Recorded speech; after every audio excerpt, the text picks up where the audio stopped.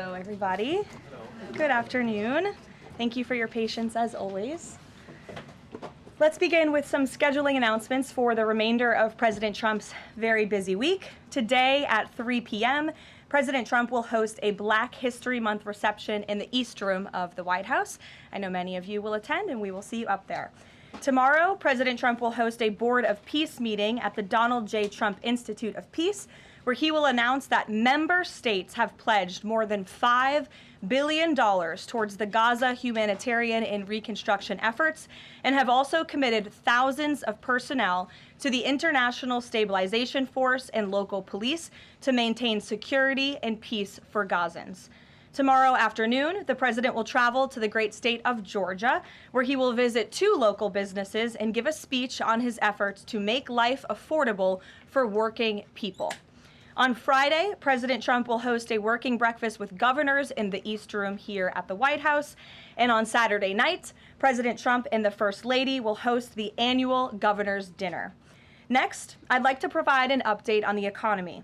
We're seeing promising signs every day that 2026 is going to be a record successful year for the American people, just as President Trump promised them. The January jobs report shattered expectations, highlighting how the president's pro-growth economic agenda is fueling American prosperity. The economy added 172,000 new private sector jobs to kick off the year. That's more than 2.5 times economists' predictions. The labor force participation rate went up while the unemployment rate fell. The prime age labor force participation rate is now at its highest since 2001. Most importantly, 100% of all job creation under President Trump continues to be in the private sector. This is truly remarkable. That's 615,000 private sector jobs that have been added in President Trump's second term thus far. These are real working people. These are real American families who will be living out their American dream. Meanwhile, federal government employment has shrunk to its lowest level since 1966, saving taxpayers $29 billion annually.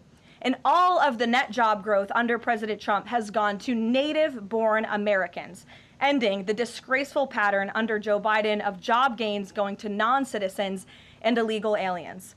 Additionally, on inflation, the new CPI report is even more proof of the progress made by President Trump. Despite all of the doom casting from the so-called experts, the president has managed to utilize powerful tariffs to secure trillions of dollars in investments into our country and rebalance our trade deals while simultaneously cooling inflation. Year-over-year inflation fell to 2.4% in January, beating expectations again and marking the lowest level since May. Core inflation, the best measure of inflation, dropped to its lowest level in nearly 5 years. Meanwhile, real average hourly earnings for all private sector workers rose in the month of January, which means more money is going back directly into people's pockets. After only 1 year of President Trump back in office, real earnings for all private sector workers have outpaced inflation by nearly $1,400, earning back roughly half of the $2,900 they lost under Joe Biden when 40-year high inflation was stealing Americans' purchasing power. President Trump's policies are and will continue to allow Americans' incomes to go further for bills, retirement, and achieving the American dream. A key part of the American dream is buying a home, and that is finally becoming more affordable under this president. This past week, it was announced the annual mortgage cost for a new home has fallen by $4,000 so far under President Trump, after rising by roughly $15,000 under Joe Biden. As a result, mortgage affordability has reached a 4-year best following recent bold action by the president to make home ownership more attainable for American families, not large Wall Street corporate institutional investors. At the same time, national median rents have fallen to a 4-year low and have declined for 6 consecutive months. The annual rental cost for a new rental unit has fallen nearly $100 so far under President Trump, after rising more than $3,000 under Joe Biden. And many are crediting that to the president's deportation efforts to remove illegal aliens from our communities and therefore from housing that should be used for American citizens. At the grocery store, the price of eggs, dairy, cheese, fresh fruit, apples, oranges, potatoes, tomatoes, and butter have fallen since President Trump took office, and he is continuing to fight for even lower prices at the grocery store for the American consumer. At the gas pump, fuel prices are down by almost 10% over the past year. The average national price for a gallon of regular gas is now less than $3 and is approaching $2.70 in some states, and much lower than that in many states across the country as well. We've seen in several states gas is under $2 a gallon. And at the pharmacy, prescription drug prices are down over the past year, with even more price relief ahead for American patients, thanks to President Trump's most favored nation drug pricing deals and the great health care plan, which he is calling on Congress to pass as soon as possible. What President Trump wants Americans to understand is that this is only the start and the best is yet to come. The historic success that we have seen since he took office is just the beginning of enormous growth and opportunity that we are about to witness. And I know the president looks forward to hitting the road and being with the great people of Georgia tomorrow to talk about just this. So with that today, I know there's a lot of news. I will open it up to take your questions, and we're going to start, as always, with our new media seat, the great Michael Graham from Inside Sources. Thank you for being here, Michael. Thank you for having us, and thanks from our 200 newspaper partners around the country. So you mentioned gas. We didn't mention natural gas. And back where you live, your friends and family are paying among the highest prices for natural gas to heat their home and for electricity generation, the #1 source of power across New England. The cheap gas is in Pennsylvania. The two highest places to buy gas in the country, New York City and Boston. The problem is the blue states will not allow the gas to travel to produce electricity or to reach customers. When President Trump first came back in office, there was some talk, him and Governor Hochul in New York possibly reaching a deal. When will consumers in the Northeast feel relief from President Trump's energy policies, and what can he do about state objections to expansion of infrastructure? Then I have a quick follow-up. Sure, absolutely. Well, the president has promised all Americans across the country, and in particular in the Northeast, where we do face much higher costs of electricity and of energy, unfortunately, because of the Democrat policies in the area. From the federal government's perspective, the president and the National Energy Dominance Council, Secretaries Wright and Burgum, are doing all we can when it comes to federal permitting.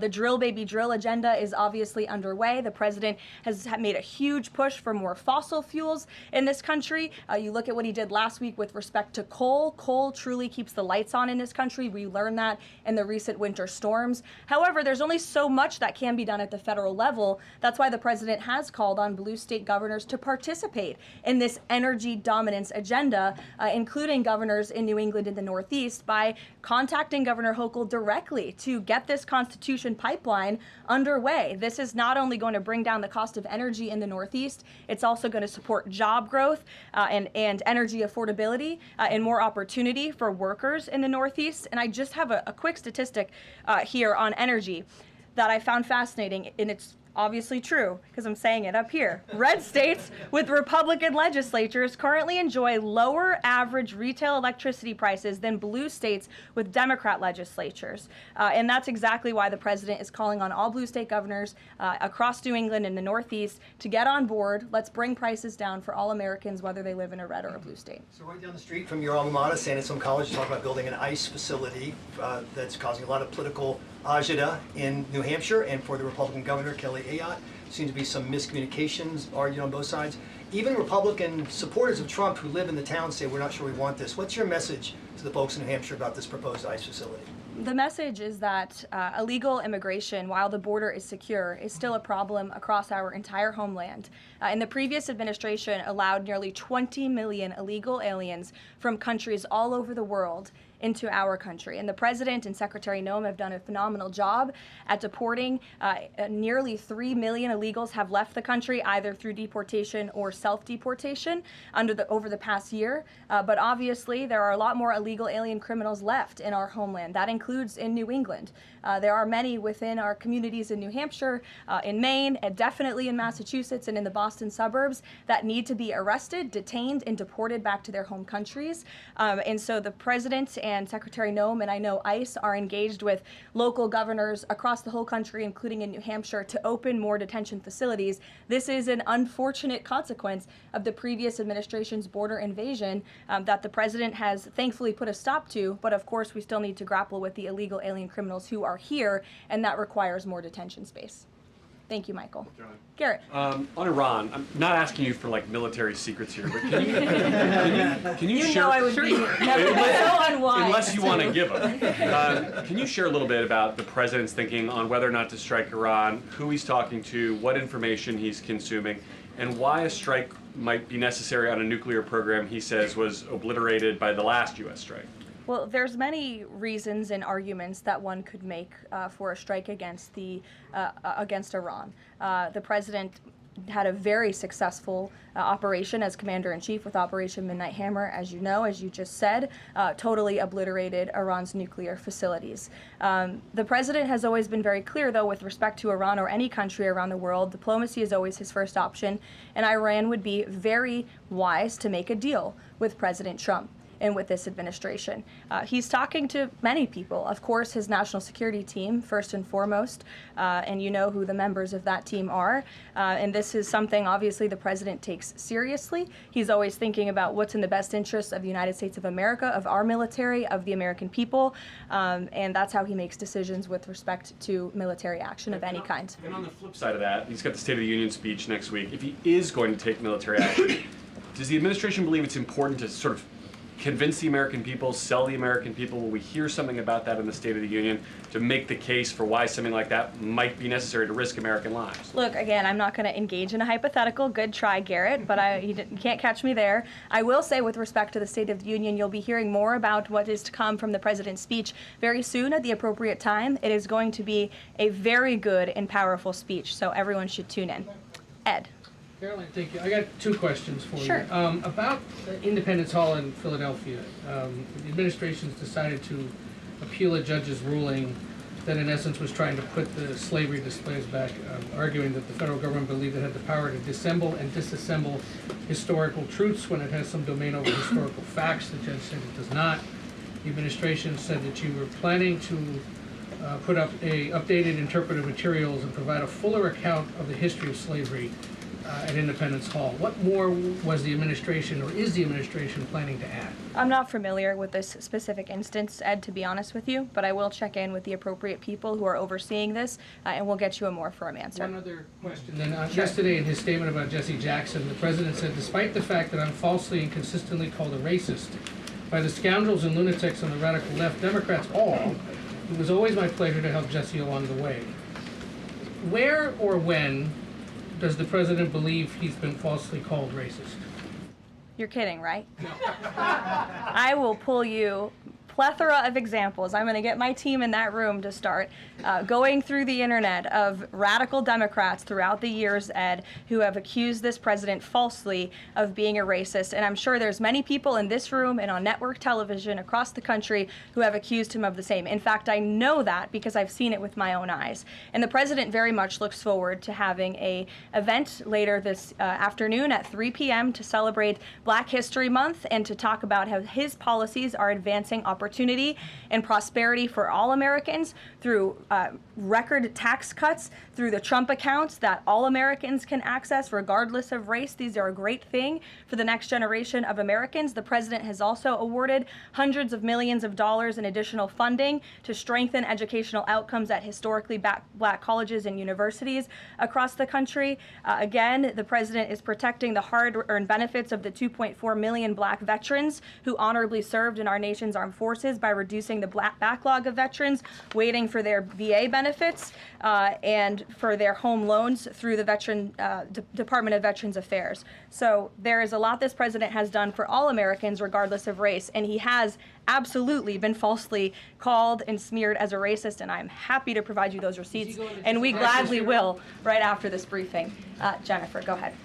You mentioned the $5 billion in pledges for the Board of Peace. Will we be able to get a breakdown of which countries are providing each of those pledges? Yes. And which countries are providing troops? Sure, we're happy to provide that breakdown, and I'm also happy to provide the list of countries that will be attending tomorrow. I know it's more than 20 countries. I know there's a lot of interest in that. I'll spare myself reading you the list of 20 countries from the podium, but we will provide it, and the President will be opening the meeting tomorrow with remarks, and will sort of formally be chairing the meeting at the beginning before he departs for Georgia tomorrow. And then on the sewage spill, the sewage pipe that broke on the Potomac, can you give us an update on the federal government's response? And officials have told CBS that some of that aging infrastructure is a concern, that this particular pipe wasn't even of the most urgent concern. Do you know if the government is looking into which other pipes could be at risk of collapsing? Well, the next step in this process is for any of the three local jurisdictions involved, whether that's the Commonwealth of Virginia, the state of Maryland and Governor Moore, or the District of Columbia, to step forward and to ask the federal government for help and to ask for the Stafford Act to be implemented here so that the federal government can go and take control of this local infrastructure that has been abandoned and neglected by Governor Moore in Maryland for far too long. In fact, it's no secret that Maryland's water and infrastructure have been in dire need of repair. Their infrastructure has received a nearly failing grade in the 2025 report card from the American Society of Civil Engineers. This is the same grade they've received 5 years earlier. There has been no improvement under the leadership of Governor Moore. He's clearly shown he's incapable of fixing this problem, which is why President Trump and the federal government are standing by to step in. And for all of the environmentalists in the room and across the District of Columbia, let's all hope and pray that this governor does the right thing and ask President Trump to get involved, because it will be an ecological and environmental disaster if the federal government does not step in to help. But of course, we need the state and local jurisdictions to make that formal request. That's part of the legal process to move forward. Peter.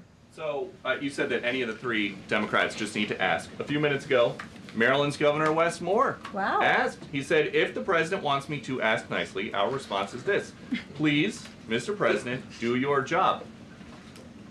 To which I say, I'll ask the president and we will provide you with the next steps. But in all seriousness, the federal government has been preparing plans. The White House has been in contact with FEMA, with the Army Corps of Engineers, with the Environmental Protection Agency. Again, we've been standing by. This is a problem we want to fix, not just for the federal government, but for everyone who lives in the District of Columbia, including all of you. So you're welcome. To your point about that, there are a lot of events coming up for America 250. The president wants people from all over to come to the nation's capital. Is he worried that by the summer, the Potomac River will still smell like poop? He is worried about that, which is why the federal government wants to fix it, and we hope that the local authorities will cooperate with us in doing so. Steve. So what will the $5 billion be used for in Board of Peace, and will that be sort of a down payment for much more money? You'll be hearing more about that tomorrow at the meeting. If you recall, at the first meeting when we were in Davos, Jared Kushner did provide a very detailed PowerPoint presentation for the vision of Gaza, the reconstruction and the humanitarian efforts, of course, providing local security on the ground. That will be part of the discussion tomorrow, is how can we maintain security? First, you must achieve security to get to prosperity, which is sort of the second part of this plan. So you'll be hearing more about that tomorrow, but I would just point out $5 billion worth of investment. We're talking about reconstructing Gaza. I remember when those words came from the president's lips in the East Room many months ago, and all of you in the press were bewildered at how the president could have such an ambitious goal of rebuilding Gaza, which is obviously a place that has been just turmoiled by violence and chaos for many, many years. But we are well underway in doing that, and it's a historic accomplishment for this president. Secondly, is the president seeing enough progress in the Iran talks to let negotiations go a little further? I mean, where do things stand after yesterday's talks? I think you heard from the administration and the State Department yesterday that there was a little bit of progress made, but we're still very far apart on some issues. I believe the Iranians are expected to come back to us with some more detail in the next couple of weeks, and so the president will continue to watch how this plays out. Sure. Follow up on that. Thank you, Caroline. On these Iran talks, I mean, how much time is the president willing to give it before he is seriously maybe considering military action? Is he willing to give it that full 2 weeks? And has he given the Iranian officials a deadline on when he wants to see a deal? It's a fair question, Rachel, but I'm not going to set deadlines on behalf of the President of the United States from up here. And then just one more on the shutdown. We're now in this partial shutdown over DHS funding. Has the president personally spoken to the Democratic leaders in Congress? Can we expect to see them at the White House to try to make a deal on this?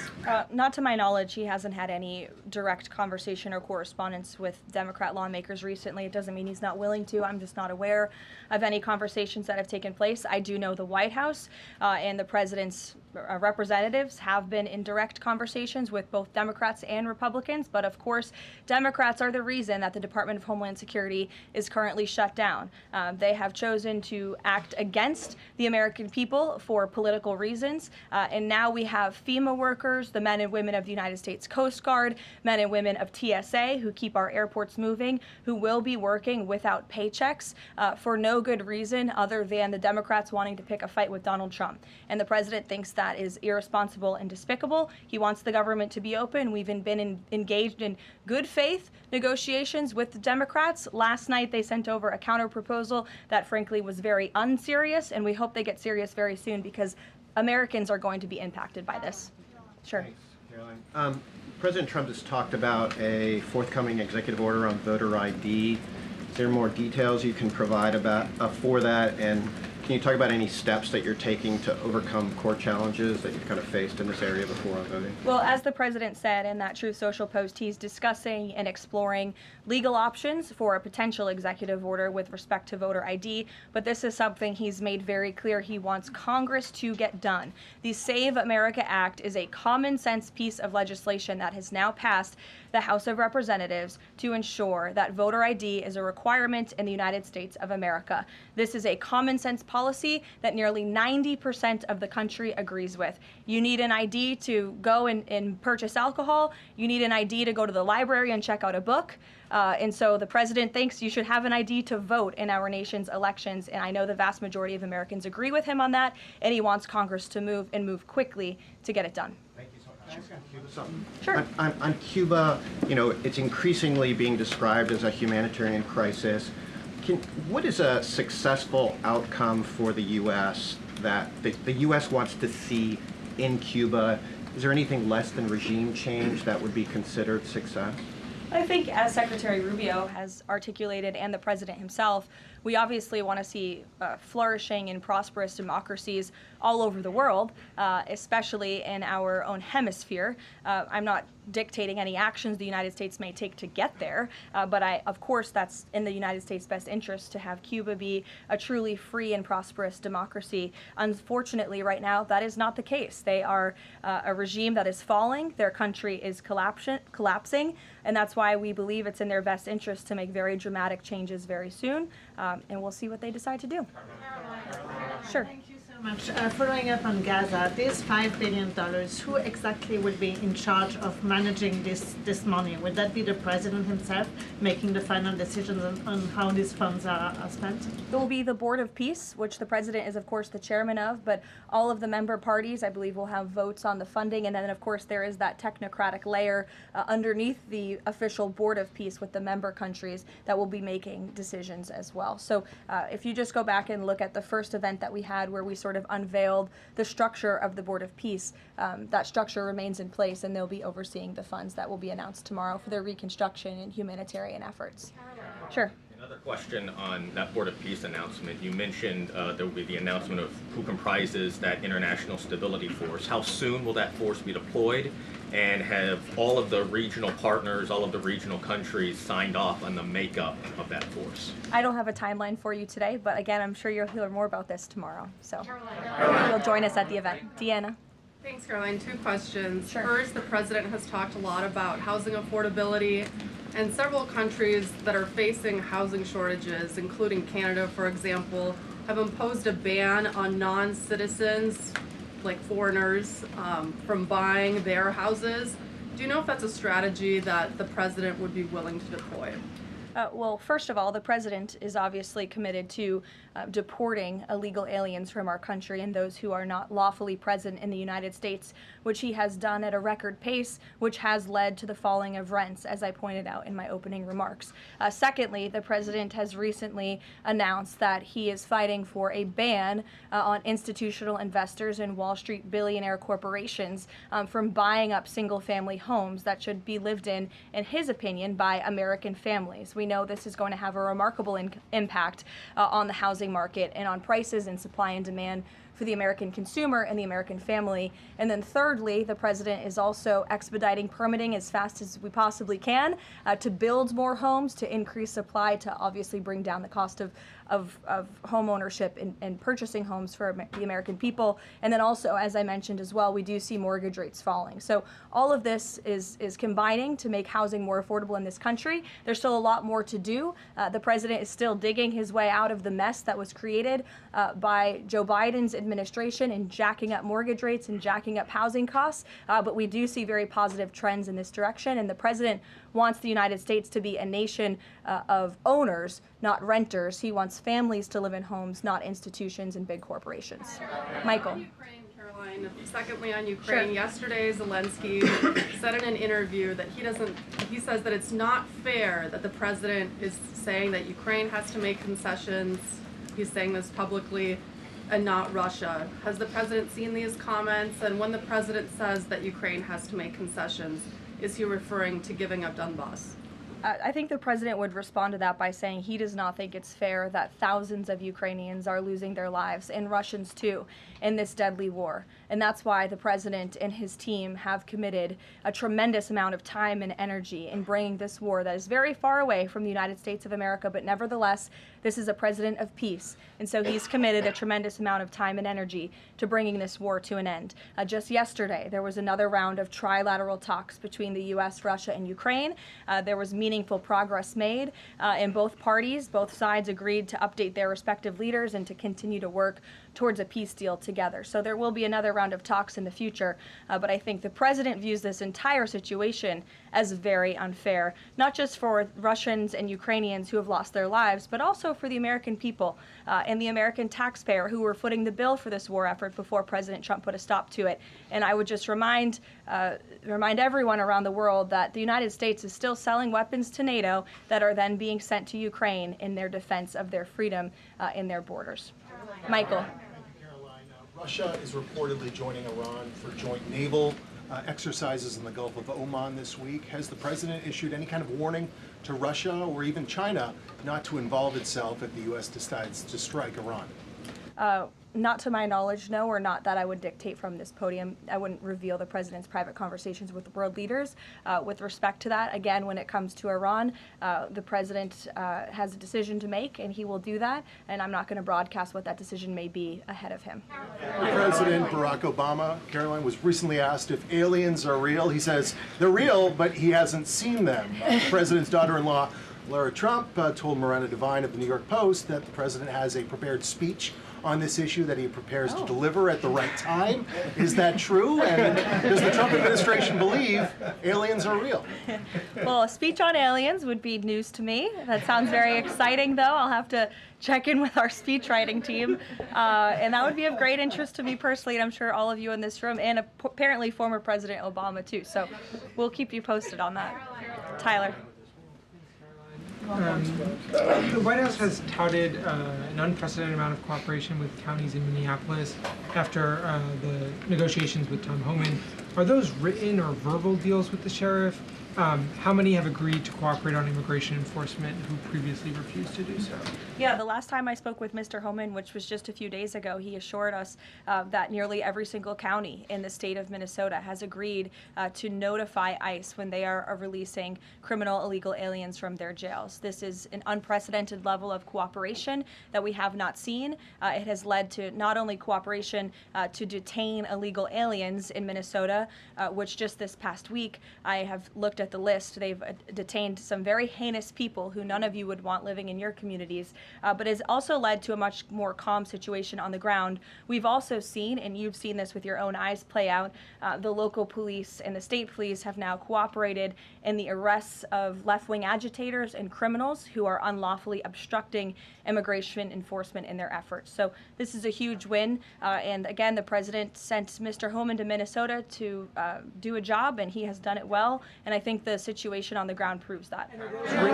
Are those like written agreements that they've been signed by various officials in the state? These are agreements that have been made by state and local officials in the federal government, and we are seeing that cooperation play out every single day. These counties are notifying ICE when they are releasing criminal illegals from their jail, and we do know that they are arresting left-wing agitators who are unlawfully impeding law enforcement. There's video to show that show it yourself. You can view it with your own eyes. John. Thank you, Caroline. You mentioned two things: DHS closed and the SAVE Act IDs. Both of these could get solved in 15 minutes if Senate Leader John Thune simply got rid of this phony 60-vote cloture rule and got 51 votes, and that would be the end of it, because everyone in this room knows if the Democrats take over, they'll get rid of that rule in 90 minutes. They already tried it one time, and the two Democratic senators that stopped it are no longer there, Manchin and Sinema. President Trump is backing a lot of these senators for re-election, and yet they will not get rid of the 60-vote cloture rule, which is holding everything up. What is the president's position on John Thune in the Senate finally getting rid of this so this legislation can get moved? Well, the president has a good relationship with Senate Majority Leader John Thune.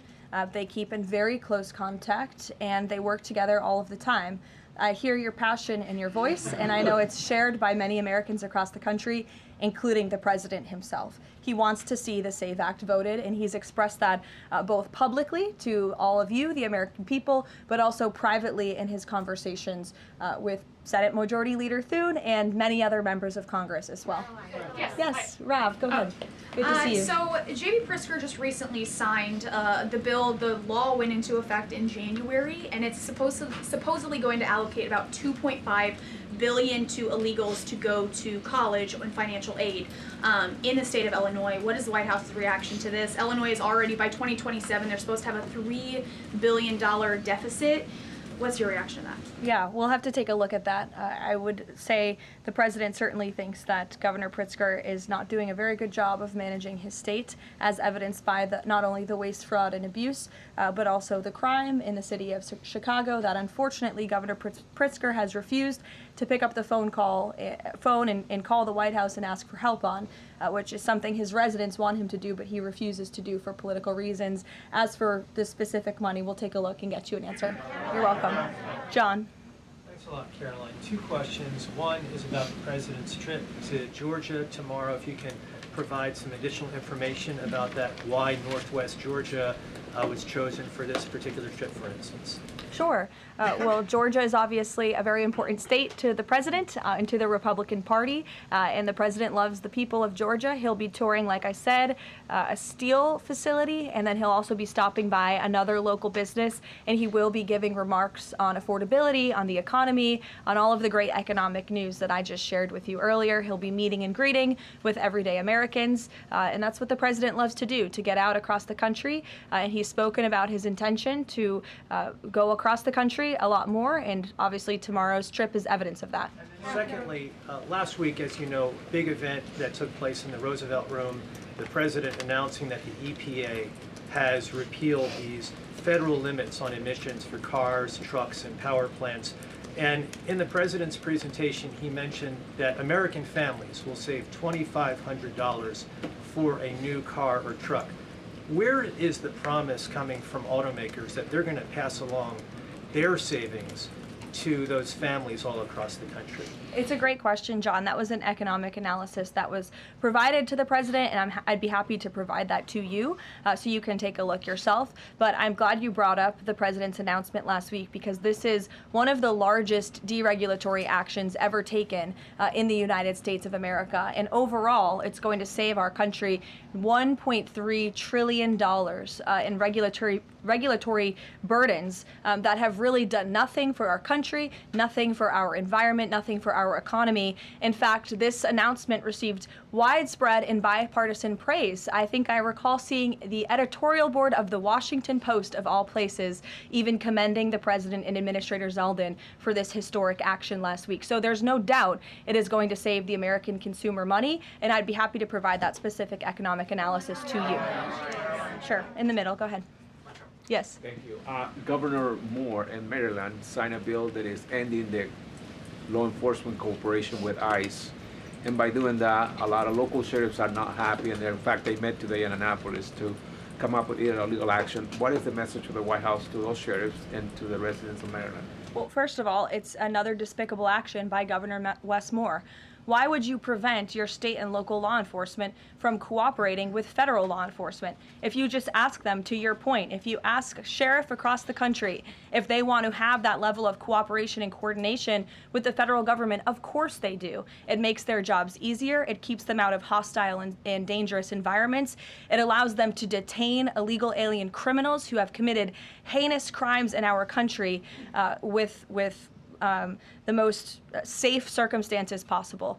So the president, of course, continues to always stand on the side of law enforcement, and this is another just horrible and frankly political action taken by Governor Wes Moore, and unfortunately the people of his state are going to reap the consequences of it. Sure. Thank you, Caroline. President Trump just said on Truth Social that it would be a big mistake for the UK to hand over control of Chagos Islands to Mauritius. But the State Department earlier this week has said that the U.S. does support that handover. So does this post now suggest that the U.S. does not, or that President Trump had changed his mind on this? The post should be taken as the policy of the Trump administration. It's coming straight from the horse's mouth. When you see it on Truth Social, you know it's directly from President Trump. That's the beauty of this president and his transparency and relaying this administration's policies to all of you and to the rest of the world. Carrie, go ahead. There's been a series of walkouts from public school students that have been sort of provoked by a number of public school administrators.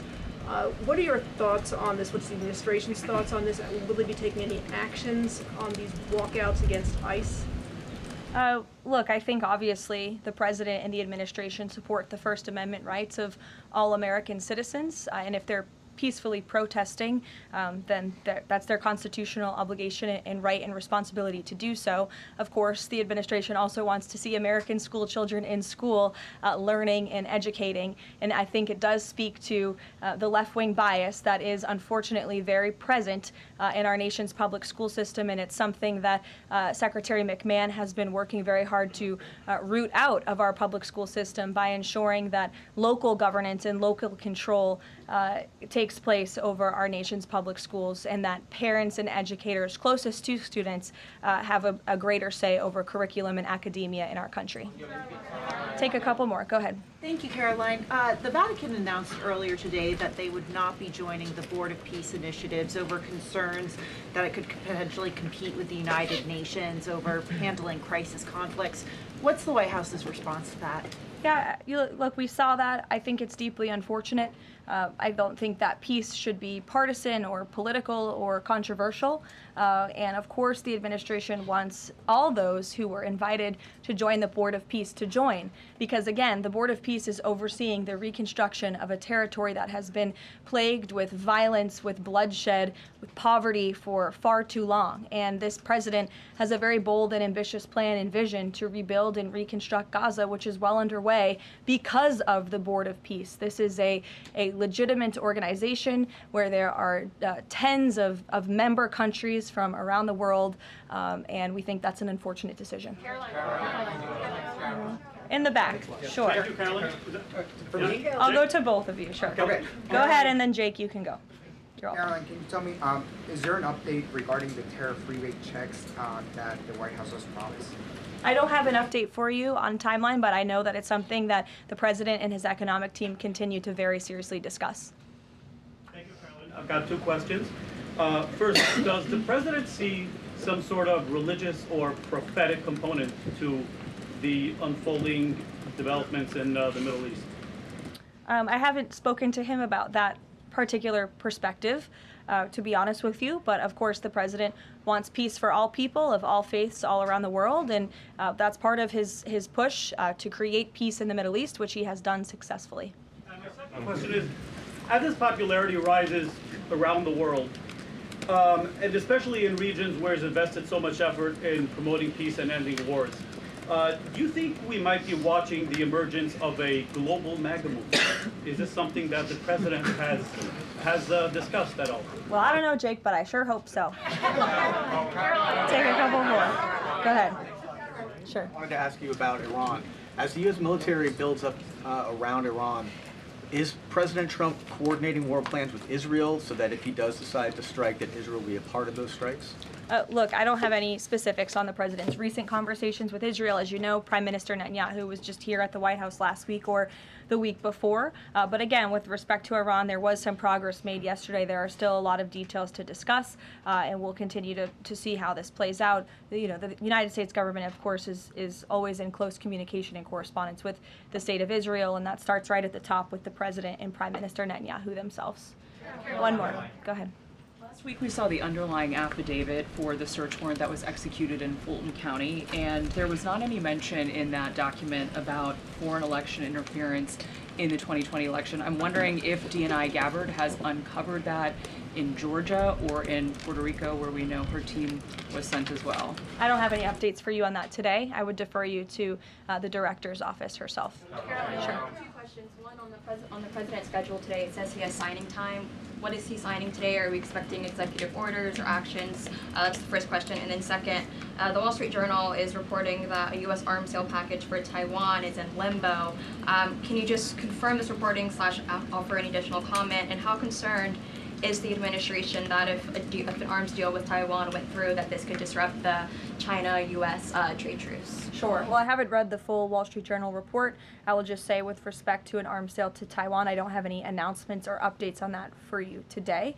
And to your first question about what the president will be signing, he will be signing an executive order, which you will all be hearing about later this afternoon, and you will see him in 1 hour at the Black History Month reception. We'll see you there. Thank you.